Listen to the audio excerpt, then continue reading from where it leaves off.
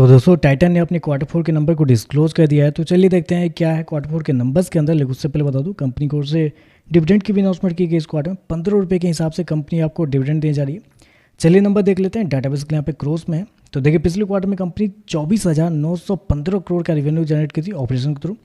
पिछले साल 13,897 करोड़, जबकि अभी देखते हैं तो कंपनी का रेवेन्यू 20,607 करोड़ आपको जाता हुआ देखने को मिला। तो कंपनी के रेवेन्यू के अंदर देखते हैं बड़ी तेजी आपको देखने को मिले। 50% के आसपास का जंप है कंपनी के रेवेन्यू के अंदर। साल दर साल क्वार्टरली बेस पे जाते हैं तो यहाँ पे आपको गिरावट आपको देखने को मिले। लेकिन याद रखिएगा टाइटन के बिजनेस सीजनेबल होते हैं, तो इसलिए इनके नंबर को हमें साल दर साल ही देखना रहता है। तो साल दर साल देखें तो 50% का जंप आपको देखने को मिला है।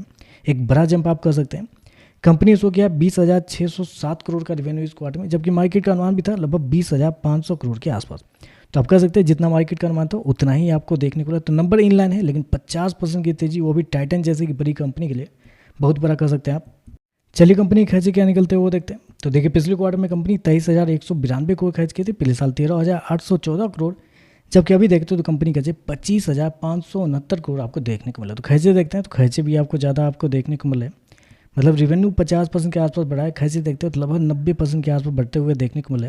और उसके पीछे का एकमात्र रीज़न कह सकते हैं कंपनी के इन्वेंट्री है, क्योंकि इस क्वार्टर में मात्र 2,097 करोड़ का कंपनी को फायदा हुआ इन्वेंट्री के नाम पे, जबकि पिछले साल 4,976 करोड़ का फायदा हुआ था। तो इन्वेंट्री के नाम पे कंपनी को इस क्वार्टर में कम फायदे हुए हैं, पिछले साल ज़्यादा हुए थे, जिसकी वजह से कंपनी के खर्चे आपको बढ़ते हुए देखने को मिले। प्रॉफिट की बात करते हैं तो देखिए पिछले क्वार्टर में 1,684 करोड़, पिछले साल 871 करोड़, जब ये अभी देखते हैं तो बढ़ के 1,179 करोड़ आपको जाता हुआ देखने को मिला। तो साल दर साल जाते हैं, साल दर साल कंपनी के प्रॉफिट के अंदर भी तेजी आपको देखने को मिली है। लगभग बोल सकते हैं 33% के आसपास का जंप है कंपनी के प्रॉफिट के अंदर साल दर साल।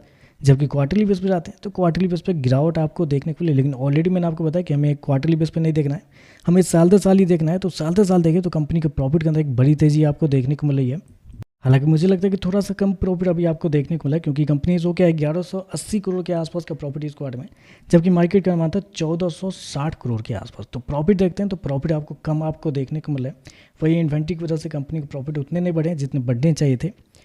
चलिए कंपनी के मार्जिन क्या निकलते हैं वो देखते हैं। तो पिछले साल कंपनी का मार्जिन 6.26% था। पिछले क्वार्टर की बात करते हैं तो 6.62, जबकि अभी देखते हैं तो कंपनी का मार्जिन गिर के 5.72 आपको जाता हुआ देखने को। तो मार्जिन देखते हैं तो मार्जिन आपको गिरते हुए देखने को मिल रहा है।